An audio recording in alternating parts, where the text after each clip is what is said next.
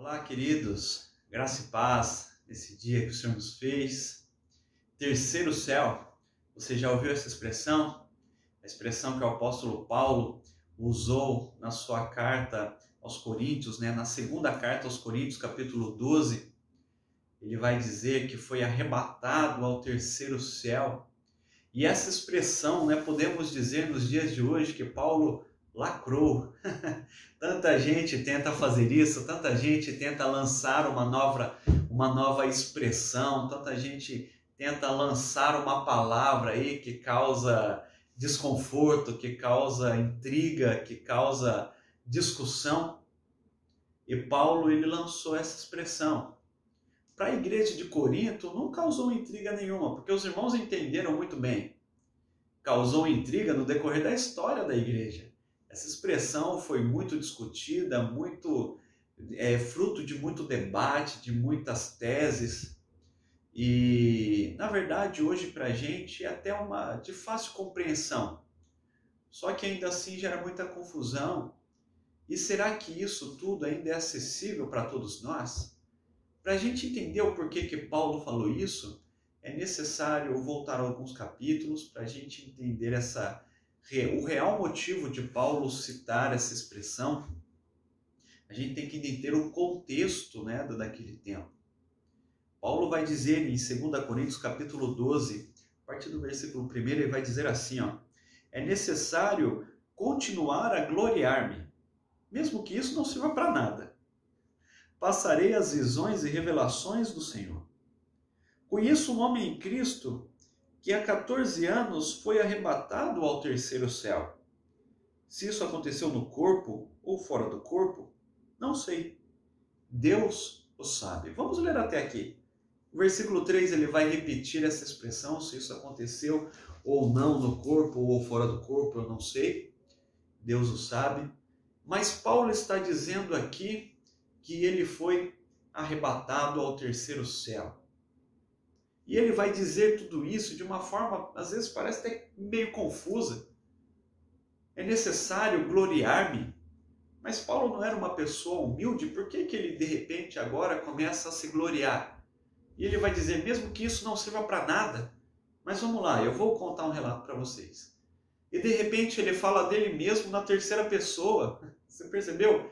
Eu conheço um homem que há 14 anos, e ele vai contar revelações que aconteceram há mais de uma década, 14 anos atrás. Por que Paulo está falando isso e falando isso agora? E por que Paulo vai dizer isso no final da sua última carta aos Coríntios? Nós não sabemos se ele escreveu mais, provavelmente não teve mais escritos dele à igreja de Corinto, mas estamos encaminhando para o final da segunda carta aos Coríntios. E Paulo vai separar esse tempo agora para defender a sua autoridade, para defender o seu apostolado, para defender os seus ensinos. Porque a igreja de Corinto era uma igreja problemática. Se você começar a ler desde o capítulo 1 de 1 Coríntios, você vai ver que é uma igreja problemática. A primeira carta é uma carta pesada, é uma carta dura, é uma carta de duras repreensões à igreja de Corinto. A segunda carta já é um pouco mais leve, mas mesmo assim ainda traz duras repreensões, ainda traz grandes ensinos para essa igreja, é uma carta doutrinária muito assim importante, porque é uma igreja que tinha fácil propensão para o mal. Era uma igreja que tinha fácil propensão a aceitar falsos ensinos. Isso estava acontecendo com eles nesse momento aqui. Pessoas estavam se levantando dentro da igreja, trazendo revelações falsas. E estavam ganhando notoriedade, estavam ficando famosas ali, estavam ficando conhecidas. O ensino errado estava entrando dentro da igreja, e sempre quando o ensino errado entra, o ensino verdadeiro é desprezado. E não foi diferente aqui com os irmãos dessa igreja.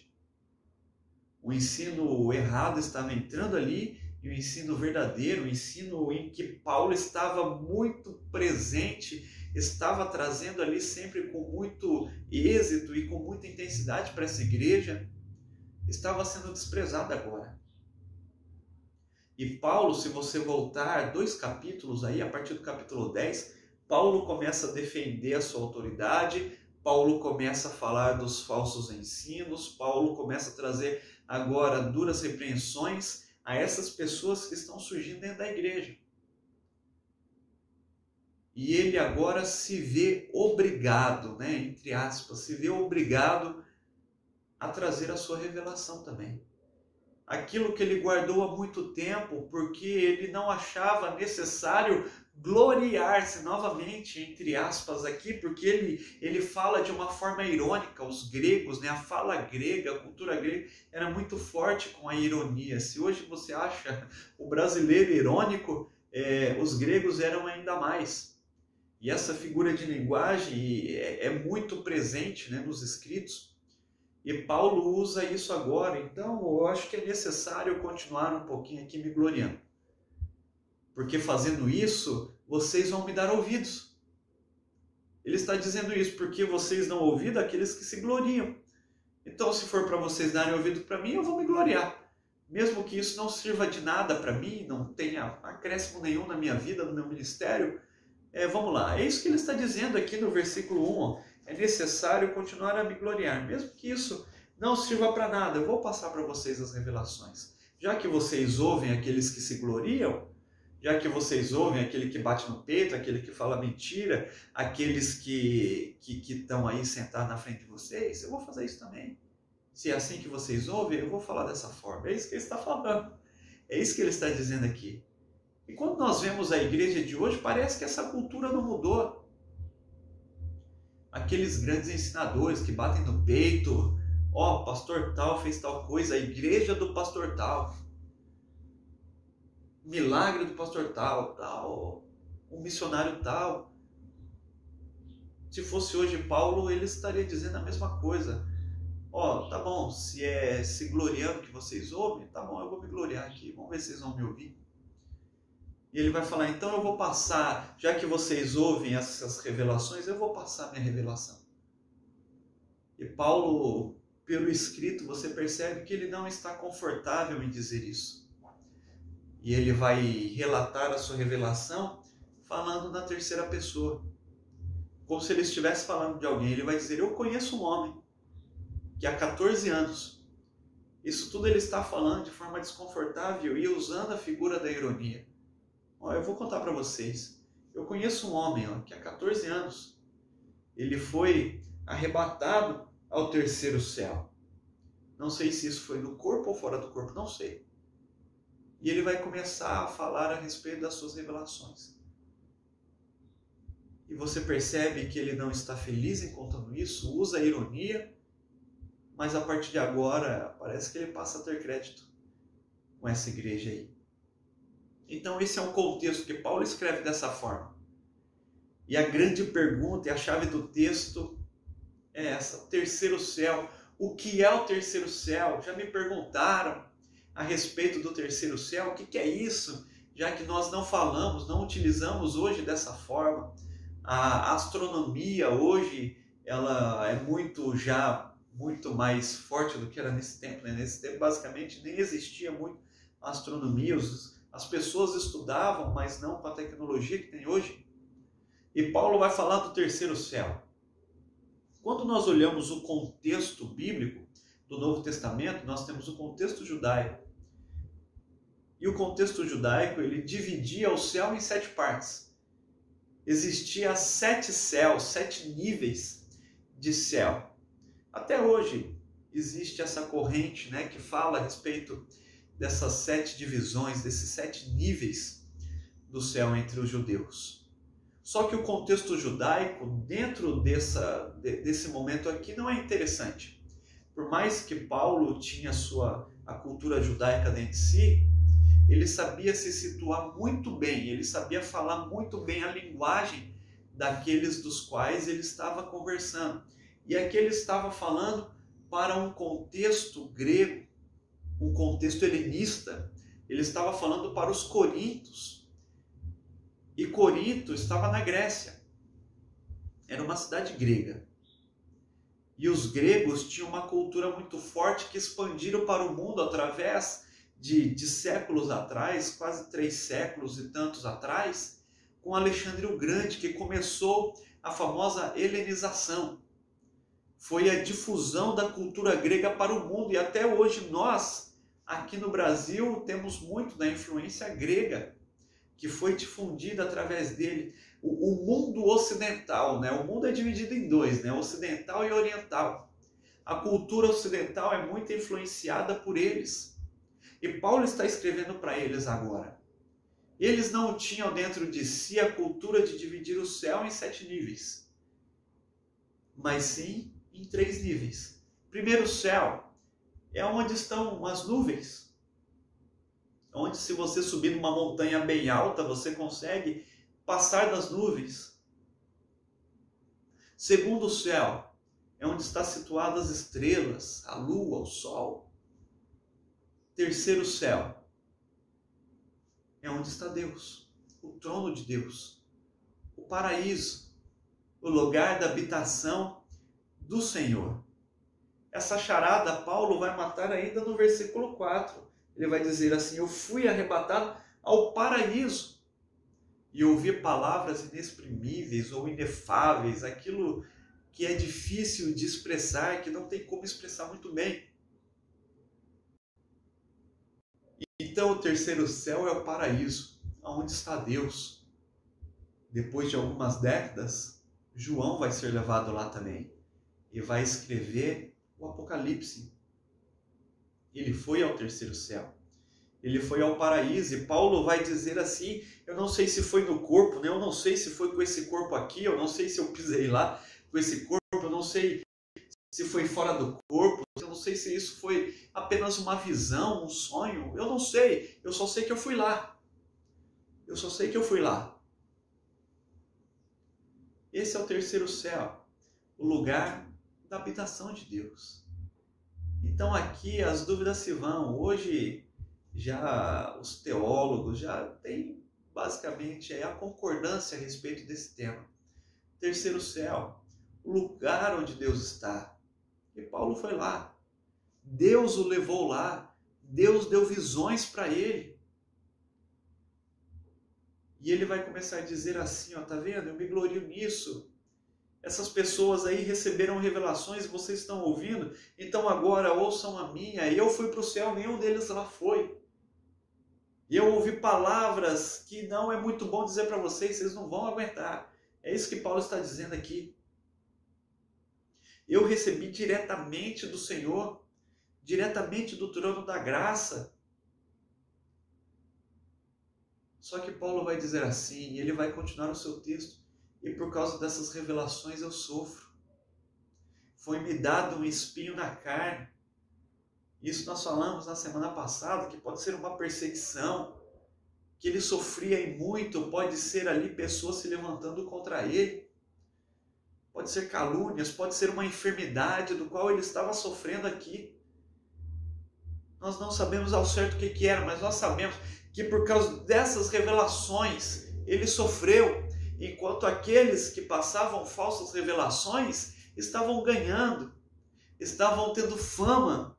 E Paulo, por causa das suas revelações, ele sofria. E Paulo vai dizer assim: gente, cuidado com o que vocês estão ouvindo. Cuidado com os ensinos. E hoje muitas pessoas me perguntam, né? Eu sou questionado já, principalmente pelas fortes correntes neopentecostais que existem hoje e tomaram grandes proporções. Perguntas que ficam: pastor, é possível, ainda em vida, né? Lógico que essa é a pergunta da pessoa. É possível chegar ao terceiro céu? É possível ser levado ao terceiro céu como Paulo foi, como João foi? Se eles foram, por que a gente não vai? A minha resposta é: sim, é possível. Se Deus assim desejar. Se Deus assim desejar, é. Isso não parte de nós. E isso só vai acontecer se for para um propósito maior. Se for para um propósito muito maior. Se for para um propósito muito grande. Senão não há necessidade, isso já está descrito aqui. Esse terceiro céu já está prometido para mim e para você, um dia nós vamos lá. Existe um filme e até tem um livro dele também que se chama 90 Minutos no Paraíso. É a história de um pastor batista que ele estava numa convenção batista e depois de terminar essa convenção ele decide ir para casa. E no caminho ele sofre um acidente de carro. No caminho um desgovernado bate nele lá. E quando os bombeiros chegam lá no local do acidente, percebe que ele está morto. Ele morreu. E era um local distante, de um acesso assim demorado para chegar até lá. E quando eles pedem a viatura para vir retirar o corpo, o tempo passa, chega um outro pastor que era conhecido dele, que não reconhece ele ali, começa a orar. E enquanto ele estava orando, o fôlego de vida toma novamente aquele pastor. E ele vive. E ele tem um longo tempo de recuperação. E depois ele começa a trazer os relatos de que ele ficou ali, foi relatado, né? Ele ficou 90 minutos morto. Impossível para a medicina isso, somente possível para Deus. E aquele relato existe até hoje, né? Aquele boletim de ocorrência, ele foi dado como morto 90 minutos ali, sem sinais vitais. E ele vai dizer que nesse período ele foi levado ao céu. Ele teve visões, ele foi levado lá, ele também não sabe explicar de que forma que foi. Se foi somente com visão, como que foi. E ele começa a trazer os seus relatos, ele se torna um testemunho vivo. E esse filme, esse livro, esses relatos desse pastor que está vivo até hoje, é muito debatido entre os teólogos. Uns dizem que é mentira, outros dizem que foi um sonho, outros dizem que ele teve delírios, outros acreditam. O que eu sei é que ele se tornou um grande testemunho da palavra, ele transformou a história da sua igreja, da sua cidade, da sua região. Pessoas que chegaram a Cristo foram motivadas através do seu testemunho. Eu não duvido da sua palavra, só sei que foi por um propósito muito maior. Ele se tornou uma grande testemunha do poder de Deus, tudo isso que aconteceu com ele, as suas revelações. É possível irmos ao terceiro céu? Se Deus quiser, sim. Mas desde que seja para um propósito muito maior, não para engrandecimento próprio. Tanto é que Paulo vai dizer, por causa dessas revelações, você acha que eu me tornei assim, foi tudo bom para mim? Não. Eu ganhei um grande espinho na carne, uma estaca, que me machuca todos os dias, e eu clamo para Deus para que eu seja livre desse espinho. E o Senhor Deus diz, não, a minha graça vai bastar para você. A cada dia ali uma gota da minha graça vai te sustentar. E você vai viver por ela. É possível ir ao terceiro céu se for para a honra e glória de Deus somente? Sim, somente. Sim, é possível. Que em nome de Jesus Cristo você tenha a verdadeira interpretação do terceiro céu. O paraíso, onde Deus está. É possível ir para lá? Se Deus desejar, sim. Que Deus te abençoe. Que você tenha pleno conhecimento da palavra de Deus.